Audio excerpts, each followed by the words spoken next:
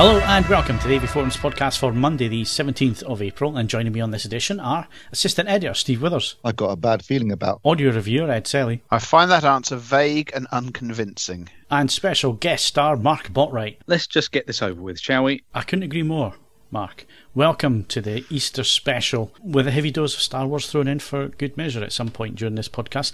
We hope you are having a fantastic Easter, celebrating the Easter Bunny's plight and addiction to chocolate, and a story that's been told over many generations now. And of course, obviously, look out on Easter Monday, as always, when he battles the Rolling Stones to win back the Egg of Destiny from Cadbury's. We all know this story, don't we, guys? Well, yes. I mean, let's not forget at the same time, Jesus died so we could have 2 bank holidays. Is that who it was? I've just gotten the running order, plus some other dude supposedly came back from the dead on whatever Sunday it happens to be this year. It's flexible. Yeah, it's flexible. I mean, you know, it's all about Faces of the Moon, as I understand it, is it not? But, you know, it is what it is. 2 bank holidays. Is that what it is, Faces of the Moon? Or is Easter based upon when Passover is, and Passover is based upon Phases of the Moon or something? Yeah, like that? So in other words, Easter is still fundamentally hinges around Phases of the Moon. I mean, it's one of those things. It is what it is, isn't it? It's always because it's a bit of a movable feast. Actually, do you know what? It doesn't sit too awkwardly in this schedule this year, but you know, it's fine. It's still the case that, you know, it does mean that you know, roads become nightmarish and any major tourist attraction is just hell on earth, or it rains, one or the other. I do like that Channel 5 is trailing its Prince docudrama thing for, you know, a prominent Jehovah's Witness, and it will be aired on Easter Monday. It'd be brilliant if Prince came back on Easter Monday. Useful. I don't know if the Easter Bunny grants wishes like that. Hard to say. Yeah, as heresy's chocolate is not really my thing as well. So the sort of overconsumption bit. Yeah, where does the chocolate come from? I don't understand that bit. Well, confectioners never miss a trick, do they? I found it mildly amusing that there was a big uproar about the fact that they were doing the Cadbury's egg hunt rather than the Easter egg hunt, and everyone's going, "Oh, you're taking Easter out of what? There wasn't any Cadbury's chocolate eggs at the crucifixion of Jesus, was there?" I mean, all that stuff, the bunnies, the eggs. Well, I mean, all just where they've basically taken Steve, the pagan festival. It was all made up. It was all made up anyway, so there could have been Cadbury's there. It's complete fiction. I would have hoped that the Son of Man could have gone for a more high quality chocolate myself, but you know, no palm oil. Yeah, we've been there. Let's not go that way again, please. It's a particular hobby horse of mine, I know.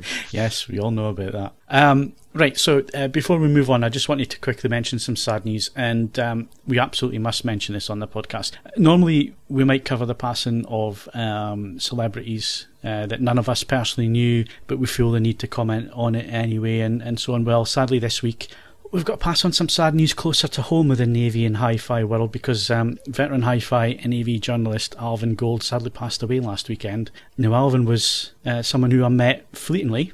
Not a lot. I didn't know him personally, and I didn't have a close friendship with him, but on the occasions that I did meet him on the circuit, as we say, at press launches and press trips and that kind of thing, I always found him welcoming, always found him friendly. He never turned his nose up at anybody. He would stand and talk to you. He might not have the same points of view as you, but he was willing to stand and listen to different arguments and so on. And I have to say, I can remember reading his reviews and his stuff in various magazines going back decades and decades. You know, when I first got into the hobby, I remember reading Alvin's stuff, and it wasn't until recently that he just appeared to stop working, and I don't know why. It might have been through illness or whatever, or he might have retired. I don't know. I lost touch with him around about 2011. But Ed, I know that you knew Alvin really quite well. I knew him relatively well, yes. He was one of the writers for Hi-Fi Choice when I was the full-time staff writer. And, you know, at times, Alvin was entirely infuriating to have as part of your working team. Deadlines were things that you felt were an impermeable deadline. Alvin had more of a relaxed opinion towards. And there are some exciting stories about the condition of equipment that came back from review with him. But it must be said, if Alvin was given something that fired his imagination, either positively or otherwise, my God, could that man write. He was seriously, seriously good. On his day, he could spin sentences that just, you know, I don't get anywhere near that. He was absolutely fantastic. He was, as you say, he was quite content to listen to other people's takes on things, even if he didn't necessarily agree with it. And I will say he was also pretty forward looking. I mean, I remember having a conversation with him, it has to be at least 10 years ago, and probably a little bit longer than 10 years ago, and he was absolutely adamant at that point about the nature of network streaming and things like that. And he sort of made it very clear that it wasn't necessarily his cup of tea, but he was absolutely convinced right at that point that was the future of where it was going, and things like that. And I would say that, yeah, I mean, some of the copies turned out, I mean, a lot of it can be located online if you just take a moment to read some of it, because it really is a how-to in how to cover some quite high concept stuff, but make it accessible, approachable, and above all fun to read. So, you know, if there's anything you can take away from that, the man leaves a considerable legacy in that regard. And he was, yeah, he made our industry a little bit better. One of the few hi-fi writers as well who didn't really go with the snake oil stuff either. He really had his own opinion on that as well, which was what attracted me to his writing a lot of the time. And again, he never used the common buzzwords that a lot of AV journalists and hi-fi journalists tend to fall back on these days. They always have the same terminology and ways of describing things, whereas he didn't. No. He was perfectly capable of creating metaphors the likes of which we will probably never see ever again. So not they didn't work every single time, but when they did, they were fantastic. So it is sad. I mean, on a you know, without going into unnecessary detail, Alvin has been ill for a fairly long time. I mean, his output as a writer had pretty much ended best part of 6 or 7 years previously. So in some regards, it's not hugely surprising, but nonetheless, he was one of the most significant UK audio journalists, and he turned out some absolutely brilliant work. So I want to pass on our condolences here from everyone at AVForums to Alvin's family, friends, and colleagues. He was a really nice guy, and he will be missed. Talking about the oldie days of hi-fi, did anybody catch the BBC Archive film, which is on their Twitter feed, showing a 1959 film highlighting audiophiles? It's absolutely fantastic. I mean, I have to watch it with a degree of sort of self-mockery, but you know, at least I know I'm just in a long and distinguished line of lunatics. At first, Ed, I thought it was a parody. I seriously thought it was a parody at first, and then it slowly the pennies started to drop that actually this was a serious news piece from 1959, because every character in it is... do you remember the old sketch show with Mel Smith? And it's not the 9 o'clock news. Not the 9 o'clock news, and the hi-fi sketch. It is like that. But it predates it by 30 years. Yeah. It's brilliant. We'll get a link to it into the comments, because it's well worth 8 minutes of anyone's time. And yeah, I tell you what, you know, you might think that you're pushing the envelope, being a bit geeky about you know, HDR and all the rest of it, but you weren't having to build and set up your own crossovers. So yeah. There's this guy building his hi-fi, and he invites his friends around. And there's the obligatory woman there just to make it a group. And as they come in, the camera pans down to his dustbin, which has all his old hi-fi in the dustbin. Because he's got the latest crossovers and electrical crossovers and stuff. And he's in stereo. And in stereo, yeah. And I was absolutely peeing myself laughing with them moving around the room to try and get the sweet spot. It was so funny. So yeah, we'll stick that in the comments. It fair brightened up my Twitter yesterday. It did, yeah. That was excellent. Thanks for sending that to me, Ed. I needed a laugh at that minute in time, and I was in tears. Really good. Right, and before we move on to competitions, anybody else going to fly United Airlines ever again? My God. United Airlines were always crap, so this is hardly news, is it? American Airlines in general, I don't mean American Airlines the company, I just mean airlines that are based in America, are all rubbish. They're the worst airlines in the world. United is no worse or better than any of them. But yeah, I don't know, Steve. I don't think they've carried out. I can't remember many of the others, you know, physically assaulting that many of their passengers. They didn't physically assault the passenger, though. It wasn't United Airlines staff, was it? Weren't they? security staff at the airport that This is undoubtedly true, but I don't know, maybe I'm a reckless optimist here, but I do get the feeling that, I don't know, perhaps the staff of some other airlines might have gone like, easy guys, let's not get too much blood on the carpet. There was that aspect. The bit that you don't see in the video is the fact that the guy's been speaking to him for a little while, and then what can only be described as the henchman, because he was wearing a pair of jeans, which is not strictly uniform for anybody, but he had a security jacket with a badge on, but he didn't look like the other guys. He was the one that manhandled him and smacked his head off the rest on the other side of the chair. I don't know if he caught that in the video, but he absolutely smacks his head off of there. Could have knocked the bloke out or killed him the way that he did it. Yeah, I mean, obviously someone with a background like mine, where we used to get trained on a annual basis in techniques to move people without resorting to getting physically hands-on. There's certain pressure points that you can put on people to persuade them to move on, and so on. None of that. It was just a case of, right, you're off. And it was the stupidity of it that everybody's got a cell phone nowadays, everybody's got a video camera on them, and everybody's can suddenly become a journalist and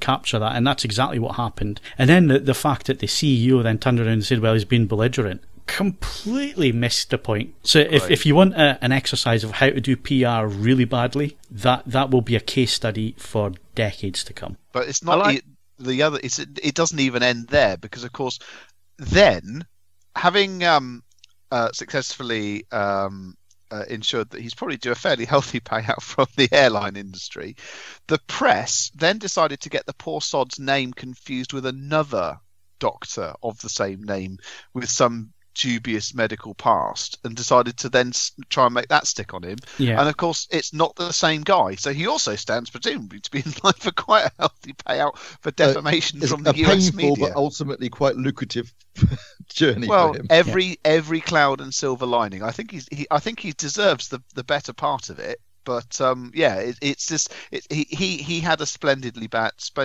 24 hours. They offered to pay the people on the flight anyway. That was the weird thing, the kind of 3 levels of escalation. Like, they want to find these 4 seats for people, and so then they start off by offering a few hundred. Then I think it worked out something like about 800 or something like that. 800 was their maximum offer, and it would appear the maximum offer they can do is 1350. Yeah, I mean, who was the person who agreed to the first figure and then sees them go up again, and then thinks, if I'd have just held on, perhaps he was doing that kind of Price is Right thing. I'll just hold on, and then the final offer is we beat the shit out of you and drag you from the plane. Well, you see, Mark, it's actually a thing in the industry where, and a lot of people play on this, because a lot of people actually target flights that have been overbooked, because there's always the compensation angle. And the thing is that if you go up to if they're looking for volunteers and you go up to the desk and you say, I'm not coming off for $400, but if you give me $800, or if you give me return tickets to somewhere you want to go or whatever, usually you'll get it, whatever you ask. And there's some people make a lot of money by just targeting flights that are overbooked and then volunteering, but going to the desk and negotiating.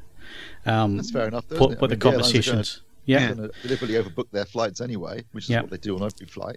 Well, I've sat in the plane. Well, that was the biggest problem, though. They were already sat in the plane.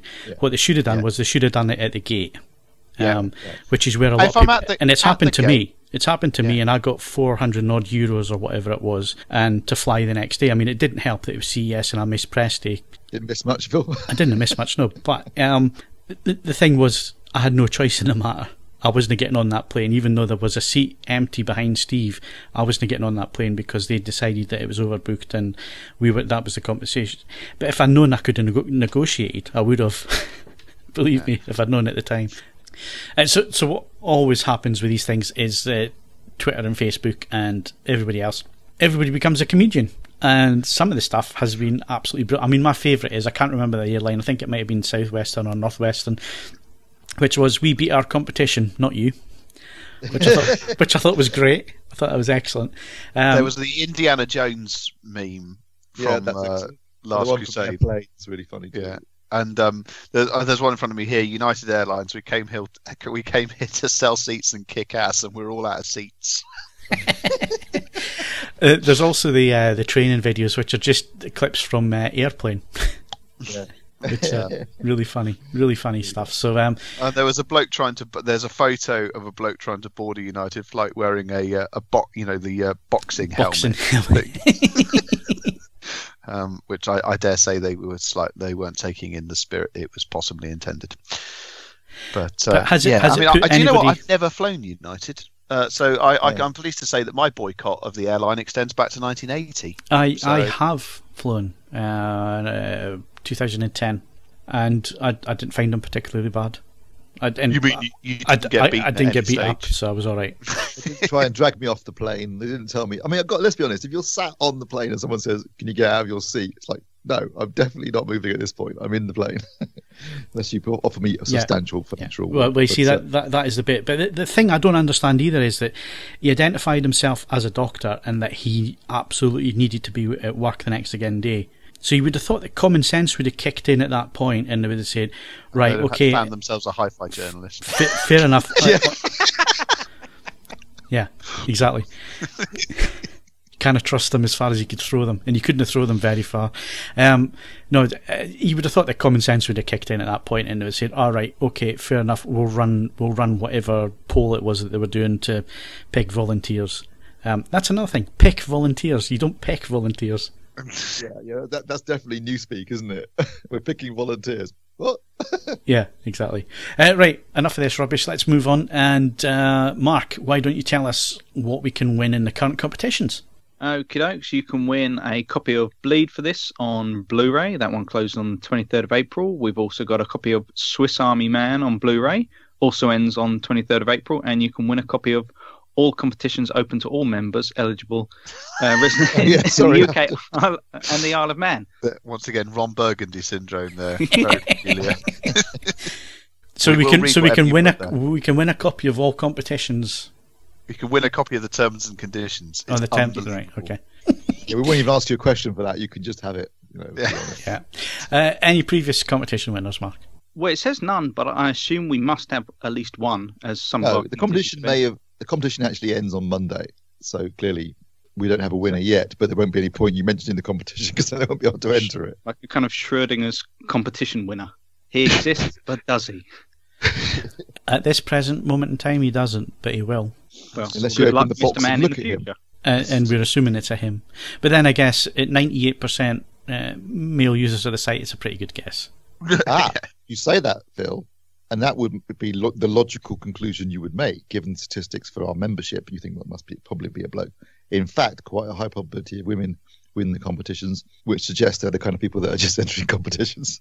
I'm not going to argue because we're running out of time and we're not even into hardware news yet. We've got to get on with this podcast. Right, so Ed, why don't you tell us all about the new MusicCast adapter, which you went all the way to, was it Germany? Yes, I went to Frankfurt.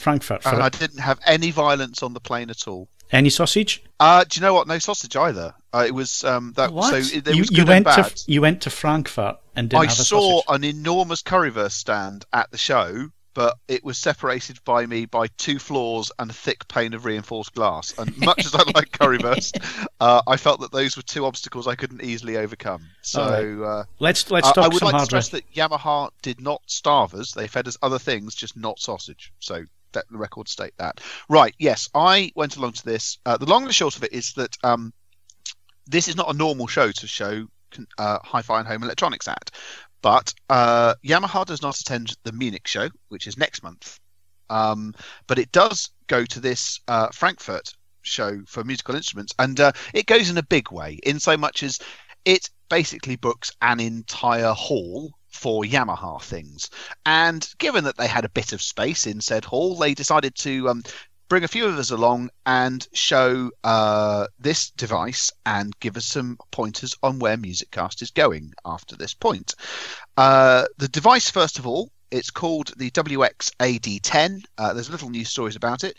The price is now confirmed at £150, and what it does is it will make anything that you already own with an analog input part of a MusicCast system. It will just essentially, you get a little box with an RCA and a jack output, which I'll come to in a bit, which is why it's got that.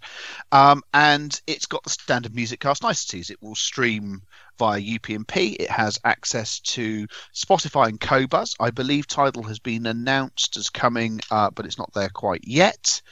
And it's fully app controlled. And if you add one to a system, it turns into a MusicCast component. And when you bring up the MusicCast app, which I know Steve's definitely used, I don't know if you've used it, Phil, it would simply show as one of the devices that you can select as either a standalone room or as part of you throwing music all the way around the house. And it will just bring any sort of device back into the MusicCast family. It must be said that for 150 quid, it does quite a lot of things. And I've got a device, a review sample, and I will be trying to get some copy out on that so you can see where it stands. But an early first impression is that it does an awful lot of stuff for not a lot of money, which is always quite useful. As well as this, Yamaha was sort of saying about where they're going with MusicCast. The first thing, and I guess this is pretty important, is as far as Yamaha and everyone else is concerned, MusicCast has been a success. They're now up into third position in terms of multi-room sort of domestic sales. They're behind Sonos and Bose. They make no bones about the fact that at the moment they're quite a long way behind Sonos and Bose, but they are outperforming the other Japanese house brands who have all been sort of knocking this equipment up. The other area, which may or may not be of interest to you as readers or listeners even, when I went to the last MusicCast event in Italy, they had modified the system so it could work with parts of their self-playing pianos, the Disclaviers. And I said at the time it was like the most impressive answer to a question that no one had ever asked. Well, the good news is that they've sort of been working on this, and the WX-AD10, the reason it's got that jack output is that it can be connected to the less expensive electric pianos, the Clavinovas and so on and so forth. And there's a bit of a sort of gap in the amount of information we got, but the inference is that Yamaha is going to be working further on using these devices as means of creating training and practice software for the electric pianos, so you can play the piano part of well-known bits of music and so on and so forth. And it's just to encourage people to practice and learn and not just sit there playing music which is of no interest to them. And some actual demonstrations on stand were quite impressive in this regard. I mean, obviously I'm sort of biased. My wife is a piano teacher, so things like that possibly are slightly more interesting to me than they are for normal people. But nonetheless, I thought it was quite cool and quite clever. And there is also, totally separate to specifically Yamaha, I went along to this music show. It's the first time I've ever been to it. I have to be honest, having gone, it's time that AV companies and hi-fi companies stopped making excuses about their stuff being big and expensive and difficult to take to shows. As I say, Yamaha had their own hall. It's not a surprise that they brought a large number of pianos with them. But trust me when I say they'd brought a large number of pianos with them. But there were much smaller companies who had brought items with them that weighed more on their own than an entire stand's worth of AV things, and are vastly more fragile and complex to move than, say, a 77-inch screen. There is no reason, having seen it, it does sort of demonstrate that there is an idleness on the part of us as an industry, that we just accept that certain things are just a bit big and impractical to take to shows, that just doesn't permeate towards the musical instrument people. They are prepared to take some outlandishly large and difficult things, and it does make us look a bit lazy and inept, it must be said. It has to be said as well, Ed, that a lot of these different shows and a lot of these different venues all charge different amounts of money to have space on their floors and so on at shows. And we've only done it once as a company, and it is prohibitively expensive. Yes. So I can see where budgets are being cut. We're still in austerity, and a lot of companies that used to be the flag bearers for such things, even companies like Panasonic, who do all the shows. They're at every show, whether it's photography, whether it's professional, whether it's consumer, whether it's TVs, or whether it's white goods or whatever. That company, and recently, just looking at their stands, CES was a big eye opener, Steve. The stand was a third of the size it used to be, I mean, remember the first year we went there and they had the film directors on stage. They had a big stage area where they had, you know, things happening during the day, and they obviously spent an absolute fortune because there was huge screens everywhere and it was screen walls and all sorts. You wouldn't recognise that stand from back then in 2010 to 2017. It was such a difference. It was incredible. I mean, the first time that I went there, I think it was the first time, they had an amphitheatre, so people for seating to watch various shows. They had that 150-inch screen up on the wall with various other displays, huge screens behind next to it. Isn't that where they announced the Star Wars Blu-ray release? And they had Darth Vader and the Stormtroopers come on. The shot they had Darth Vader. Yeah, it was a bit on the short side. He's about 5'7". They had the panel with Michael Mann and Oliver Stone and Baz Luhrmann. I mean, that was my first. I thought, blimey, this is impressive. And it's gradually, every year become less impressive. Yes. And now, well, sadly, this year, for example, we were there. There was one TV in a corner.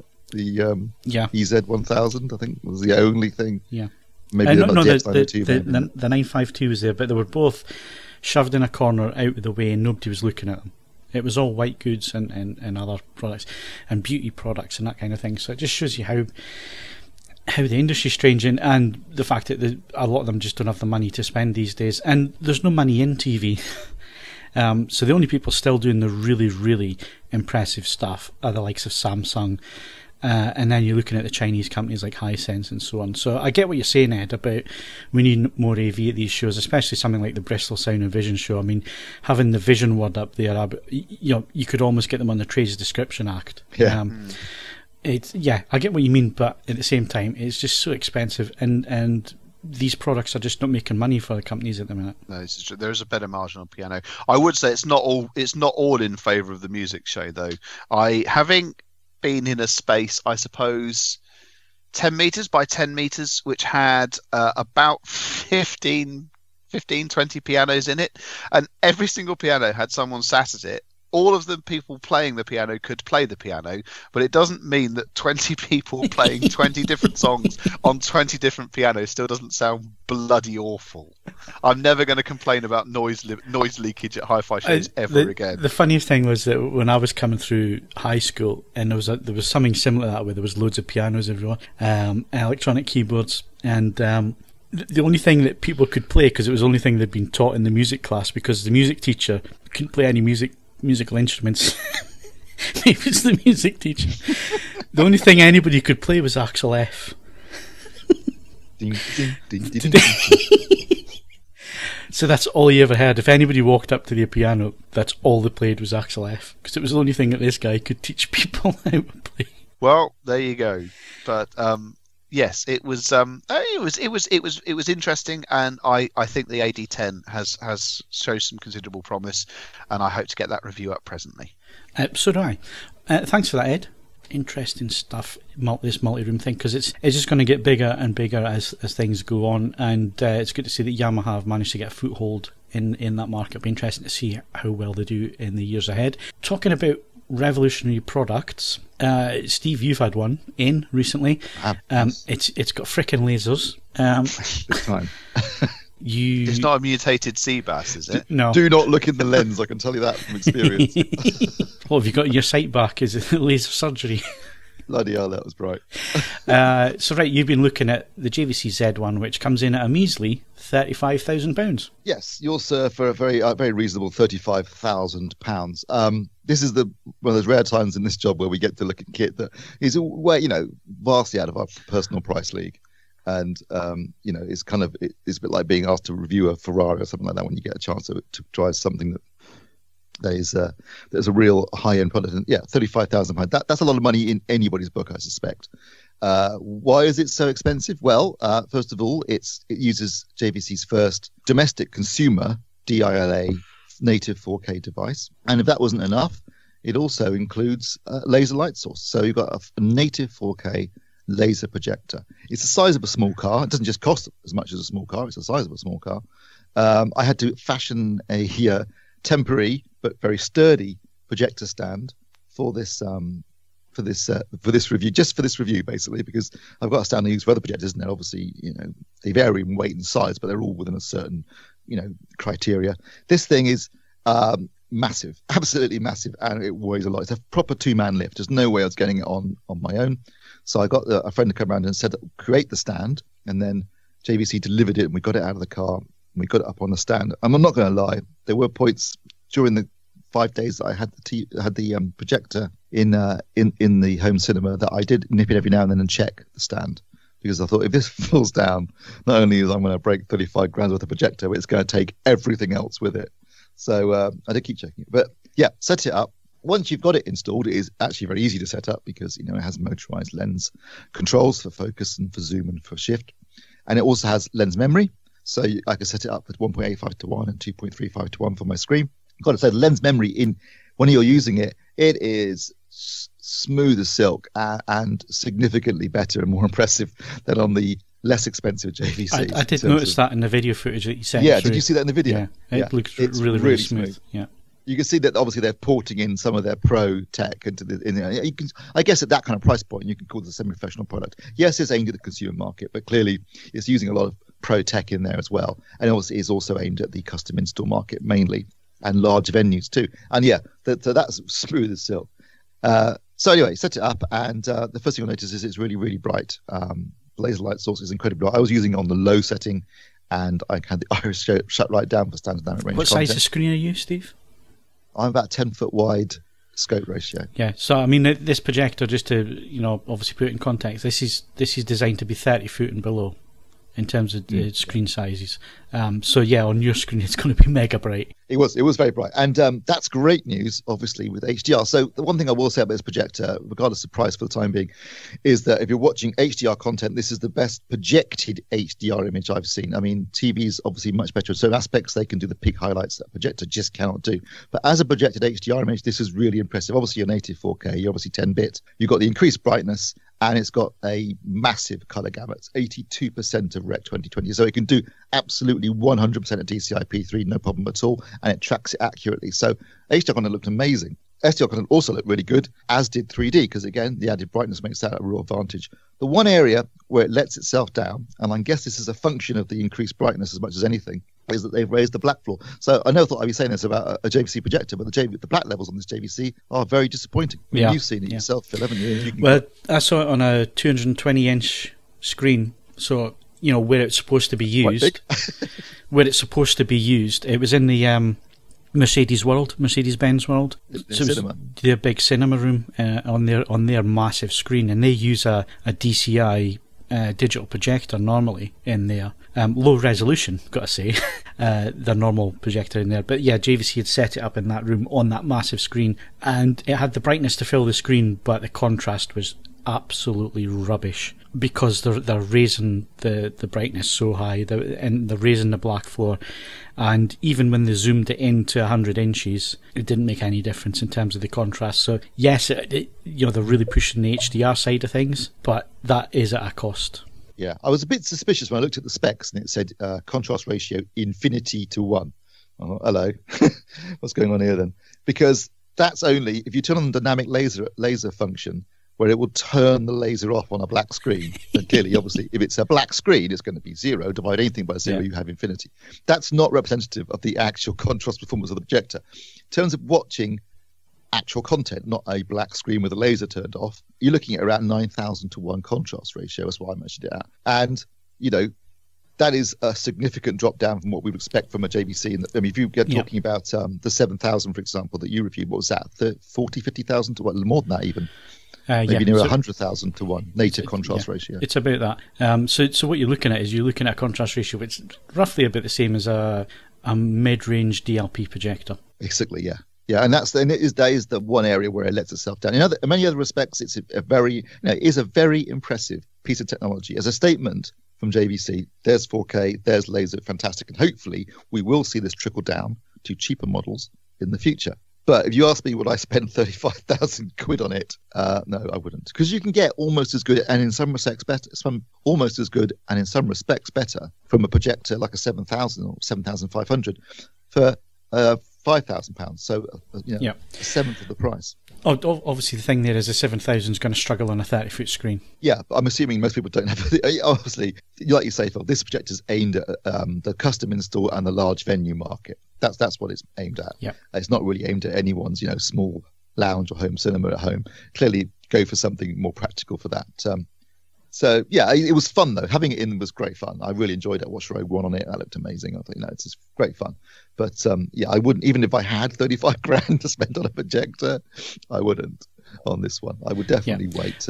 I mean, a lot of the cost obviously goes into the chip manufacturer as well as the glass. You got to say that the glass in this is fantastic. It's full glass lens, and that's where the money goes. It really does. Yeah, the sharpness of the image with a native 4K like say Fantastic Beasts and Where to Find Them, which is a native 4K DI, or Lucy, or anything Revenant, the level of detail that projector could deliver onto a big screen was absolutely incredible. So that aspect, and that's where a lot of the money has gone into this really high quality all glass lens, and it needs to be entirely glass, not just for accuracy's sake, not just to deliver that pristine, detailed image, but also because this thing shoves out a staggering amount of heat.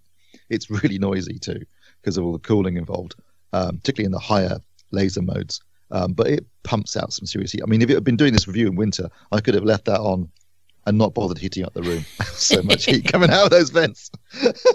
But yeah, it was fun having it in for a week. It's a pleasure, and a privilege to get a chance to play with something like that for a week. But if you're asking me honestly, would I drop 35 grand on it? Then I have to be honest and say no, I wouldn't, because, as I say, that you can get better or nearly as good. But products like this have to exist for the technology to come down further down the line. So in this respect, this is what we've been waiting for a number of years from JVC is for them to develop the DILA chip at a native 4K resolution.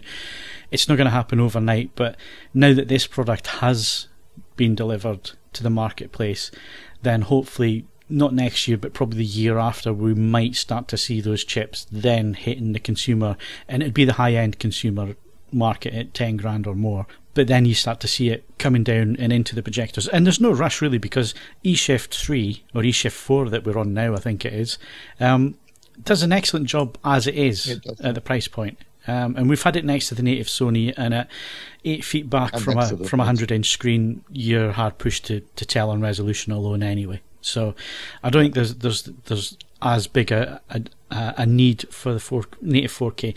And don't be fooled by the DLP stuff coming through this year. That's not native 4K. It's not a native 4K chip from DI either. So, but again, it'll do the job, that technology. So I don't think people should be turning their noses up at products like this, and at products that are going to come in this year where they're not quite native 4K and all the rest, because there's really, at the minute, there's no need for it. Yeah, was it 4 years ago that I reviewed that Sony VW 11,000? Yeah, 1100 rather. That was the first 4K consumer projector, £17,000, I think it was at the time. And that was stunning for what it was. Obviously, I had nothing 4K to watch on it. A guy had to drive down in his car, didn't he, with a PC in the boot to put something on for me. But that's trickled down. You had the 10,000 price point. Then we're talking about 8,000 for the VW 520, and less than that now. 18 months ago, Steve, it was still the same, where we didn't have 4K material to test on the Sonys, and they were still sending us media players through to get that content. So, it has come quite quickly, where we've now got UHD Blu-ray, and we've got other sources coming now from the likes of Netflix and Amazon and so on. That's really quickly, in the last 18 months, really come about. So I still think it's going to be another 2 or 3 years before you'll see a native 4K projector from JVC. But this product really has to happen and has to be there for that development to continue. So fingers crossed that they don't go all out for HDR and ruin what is the big thing with JVC, which is the black levels and the contrast. Yeah. I mean, we might even see laser get used first in the lower price point non-4K projector, perhaps, because obviously Epson have got their laser projector, and that's sort of $5-6 grand. Nowhere near as bright, I have to say, as the Z1. But then again, it has better blacks because of it. So it swings and roundabouts. But yeah, we will see this technology trickling down into lower price points over the next few years, and that could only be good news for enthusiasts, can't it? Yeah, and I think that the best all-rounder that I've seen that does everything, it's still £8,000, and that's the VW 550. Was impressed with that because it still had decent black levels, even though it was pushing the brightness for HDR, and the HDR was watchable on it. It wasn't fantastic, but it was good enough.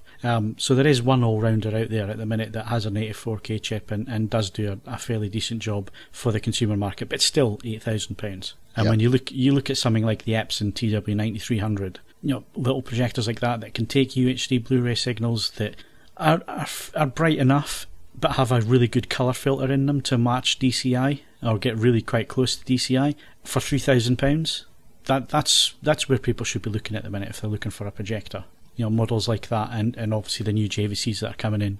That's where you should be looking, because the Sonys at that price point, everything's manual on them. So manual zoom, manual lens shift, and all the rest of it. Whereas the Epson's fully motorised, and as is the lower JVC. So, okay, so that's the JVC Z1. The review.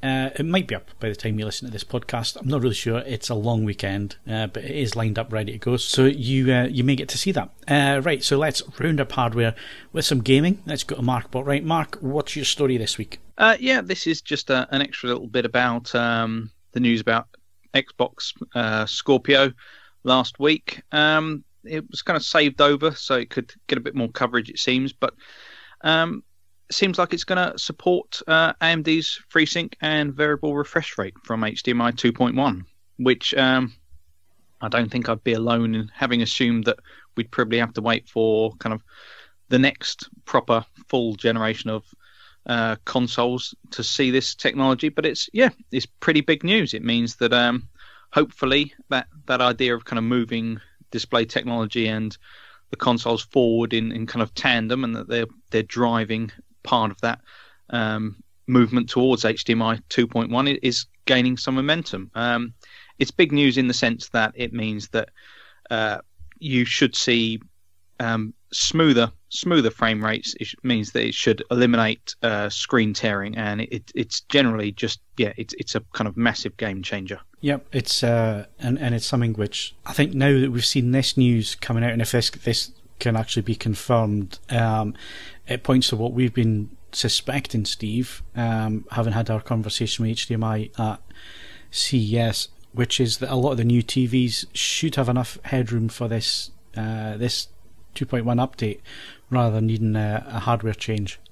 Yeah, all it will depend on apparently is just how much bandwidth is required. So as long as it's less than 18 gigabits a second, then they'll be able to update their HDMI inputs to handle various, not everything that 2.1 can cover, because some of the things like 8K are irrelevant anyway, but it will be able to handle up to 60p, and it can be able to handle things like variable refresh rates and dynamic metadata and things like that, EARC and that sort of stuff. So you'll get a lot of the benefits of 2.1 without necessarily having everything, but then some of the things it won't do are irrelevant, like 120 frames per second isn't really an issue at the moment, and neither is 8K. So we'll get the main stuff, and that's what people want for the next 4 or 5 years.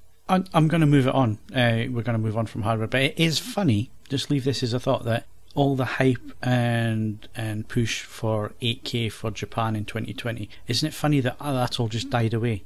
Yeah, it always felt like it was slightly optimistic. Yeah. And now it's just, there's no mention of it whatsoever. And even companies like Hisense, who said they were bringing an 8K TV last year, went quiet on that one as well.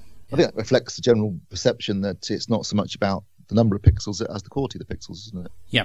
Plus we're still struggling to get 4K working. Yeah. So. Right, let's move on. Movie news next.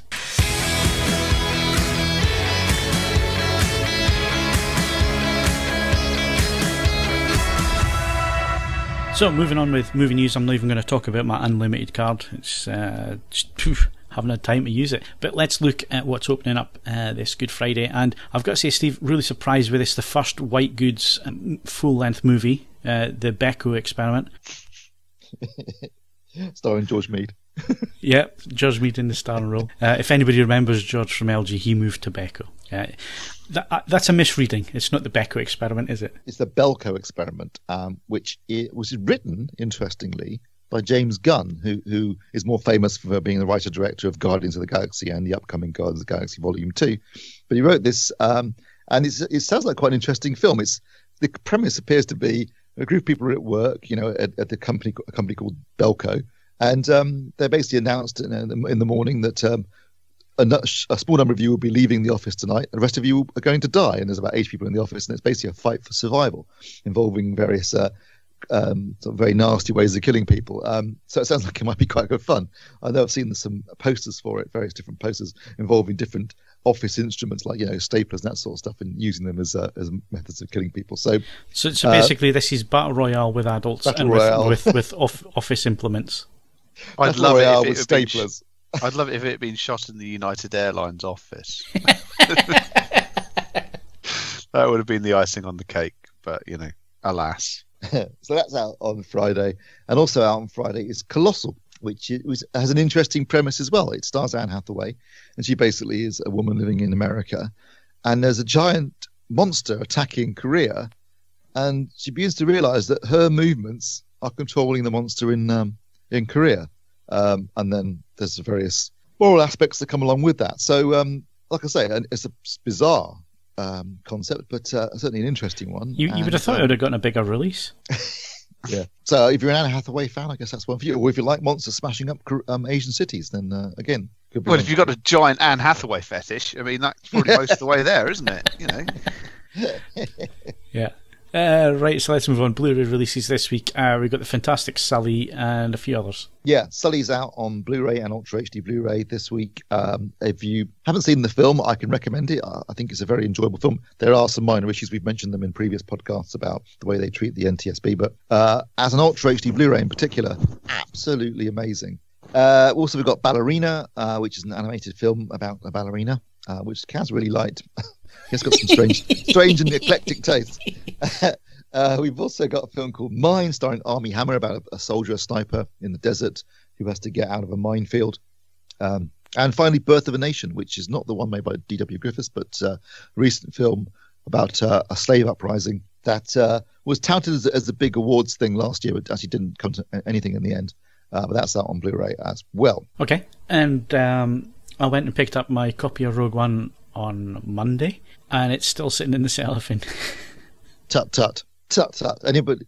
Ed? Sorry, what was that? Did you get Rogue One? No, not yet. I will secure it, but no, I did just buy a load of vinyl, surprisingly enough. So. That's really? It's not like you at all, Ed. That's not like you at all. He just sunk it. I've got to say that in Tesco they had the I think they've got the exclusive of the big format, so the Laserdisc sized sleeve thing.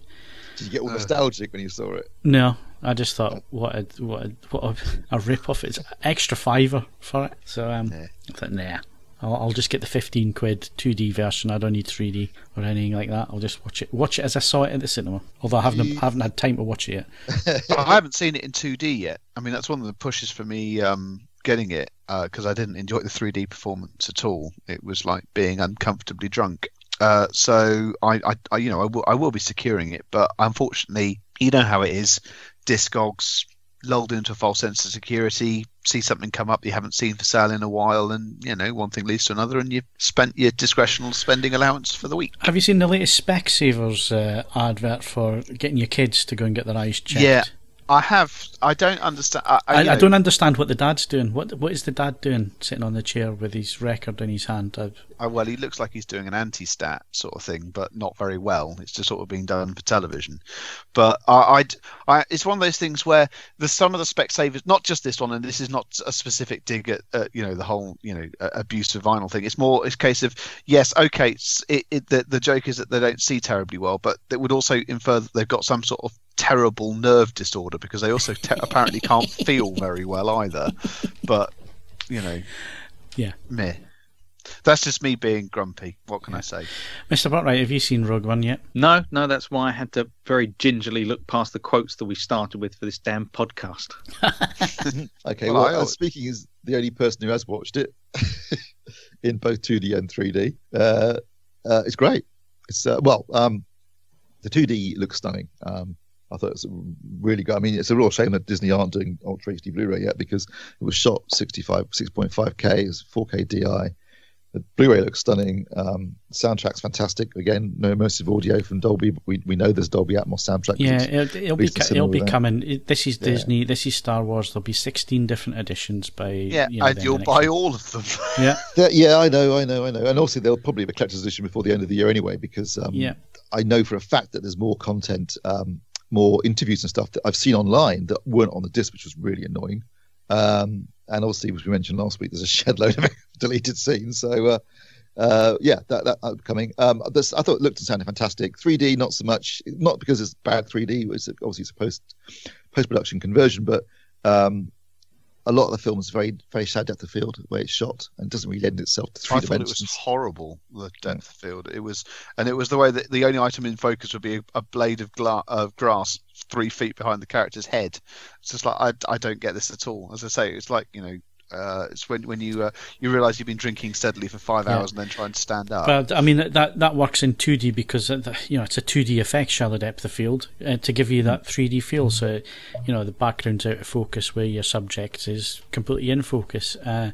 It's a trick that goes back to the beginning of the cinema, but it's never ever worked with 3D. Never worked. It's never felt right. And that's the case. I mean, obviously that's because studios just think, we must put out a 3D version. But making a 3D film properly is a very different process to making a 2D film, particularly if you're actually shooting it with 3D cameras. The way you line up shots, the way you move the camera, everything is different. It's a different language when you're shooting in 3D, and you can't just convert it into 2D and expect it to look as good.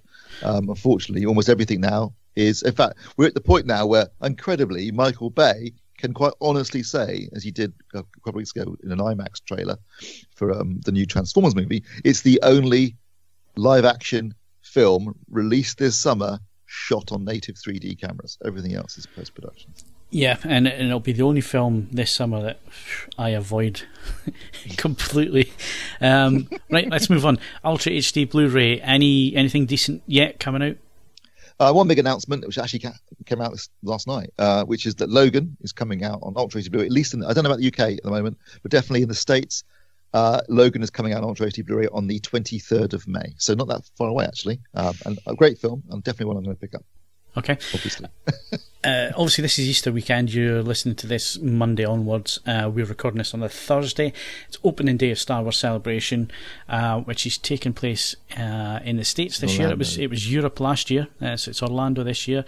Lots of things, lots of live feeds that have probably happened by the time that you listen to this podcast that we haven't seen yet. But I know that I'll be looking at quite a few of the streams that are taking place on StarWars.com.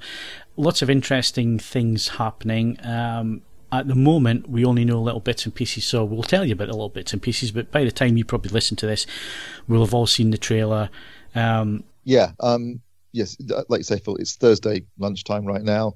Kicks off this afternoon in UK time with a massive 40th anniversary Star Wars panel with Mark Hamill and Hayden Christensen and various other people on it. But tomorrow, on a Friday for us, as we're recording this, there'll be the Episode 8 panel where we should get the release of the first trailer, so I can't wait to see that. In terms of other bits and bobs that have been knocking around news-wise, it was announced that Carrie Fisher will be appearing in Episode 9. They're going to repurpose footage shot for Episode 7 and 8. Mark Hamill's doing a tribute to... That's happening over the weekend, isn't it? That's happening over the weekend, yeah. Yeah, because their family announced that they gave permission for them to do this in Episode 9. They're not CGing her a la A New Hope. Sorry, not A New Hope. A la Rogue One. But they are going to use the footage so that she will be in it in some form or another, which I think is quite nice. I'd be ashamed for her not to be in the ninth film in some fashion, because her character's obviously so important to everything. Yeah, I mean, the easy way out would have been to have her in some ship that got destroyed. And that would have been an easy way out for them. So it's good to see that they're gonna try and purpose her into this film in some way. Yeah, and also apparently Guillermo del Toro has been having pitch meetings with Lucasfilm to talk about Star Wars recently. He mentioned only this week, which is interesting because I like him as a filmmaker. I think he's got a great imagination. It'd be really interesting to see what he could bring to the Star Wars universe. And obviously there is this other standalone film that's been announced, but we don't know anything about yet. No title, nothing. That was coming out in 2020, because this year obviously we've got Episode 8. Next year it's Han Solo. The one after that is 2019 will be episode 9. So yeah, 2020 there's going to be another standalone film. We know nothing about it yet, but maybe it might involve Guillermo del Toro, which I think would be really exciting. The Jack Porkins story. Well, I mean, the big rumor after the Rogue One scene is Vader, but personally, I wouldn't want to see that, because I think with Vader, I think it's more powerful using him just briefly in flashbacks or whatever, or like the ending of Rogue One. I think overuse, overfamiliar, you would lose the character, I think. And I think that's the one thing that Lucas did do properly in the original trilogy, was to use him just in certain scenes, in certain pivotal moments in the movies, and he wasn't on screen all the time. Because the temptation is to do that, but I think that'd be the wrong thing to do. Also, if you have too many speaking scenes for Vader, and you have to rely on James Earl Jones, who is getting on a bit now, and it is quite noticeable in Rogue One. His voice is not the same, it's an old man's voice now, because obviously he's an old man. You want to try and avoid that, I think. I think less is more with Vader, and but there's also been talk about maybe doing something with Ewan McGregor, because he's sort of just about the right age now to play Obi-Wan. Hanging around in his dressing gown on Tatooine, going and getting thrown out of a restaurant and saying that's a hive of scum and villainy. Yeah, that'd be a really uninteresting film, wouldn't it? The Tatooine years. Either that, or as I say, my long-standing gripe with health and safety, just showing the Empire's health and safety division at work. Designing a library with a good 800-foot drop. And oh, by the way, you can only adjust that if you go out onto that perilous walkway. Have we thought this through, so on and so forth? But that's a particular gripe of mine, I guess. Sorry, just really annoys. Yes, hopefully we'll be a lot. By the time you listen to this podcast, we'll know a lot more about what's going on with all things Star Wars. To be honest. Which is the annoying thing when we're having to record this early, because it's Easter weekend and there's big events happening, and I'm sure we're going to have lots to say next Friday on the podcast for the following Monday, which is quite a distance away. But yes, I'm sure we'll bore everyone to tears with our thoughts on Star Wars. No doubt. There's no doubt that we're going to do that. Absolutely. Yes, if a major airline is reading this and wants to commit another random atrocity against its passengers, or at least something else newsworthy to happen to just temper the amount of Star Wars we do next week, that would be fantastic. So we can talk about some vinyl as well, Ed. You're all right. Good. Because you'll have quite the legend to talk about next. That's the idea. So I wait with bated breath to see what the responses are to that. In fact, how old is that item? It started. They first shipped to customers, I believe, in mid-1972. 45 this year. 45 this year. Wow. So if you are worried about encroaching obsolescence issues with any televisions, boy, have I got the solution for you. Yeah, but the problem is, Ed, it means getting up off your arse to go over and turn it over for the following I can't. I'm not saying I've got the complete answer. I've got the answer to everything. I have a solution. But it's maybe what this generation needs, Ed. You know what I mean? To get up off the bums and go and do some exercise. Bring back national service. No, I can respect that if it's still working. Something of that age that continues to do exactly what it was designed to do. There's something, very, very, laudable in that, I think. Actually, do you know what? There was an article in The Economist, not this week before, about how we actually might be coming back out of planned obsolescence as a design construct for many items that we're buying. That there are different ways of ensuring that you continue to make money from the customer, be it by either a subscription basis or continuing to pay for access to software updates or things like that. But the mechanical hardware for certain items, it's no longer being designed with a view to it being chucked and replaced. Which I think you're going to see an increase of things like modular designs and things like that. That's slowly catching on once again. But I think that's very admirable. I think that's very cool. And if we can get out of this habit of, everything being scrap after 4 to 5 years, I think that's ideal. I think that's very, very cool. So, yeah, I'm all for that. Well, see, I saw a statistic the other day which said in the last 50 years, humans have used up 52% of the Earth's natural resources, which says to me that's not sustainable.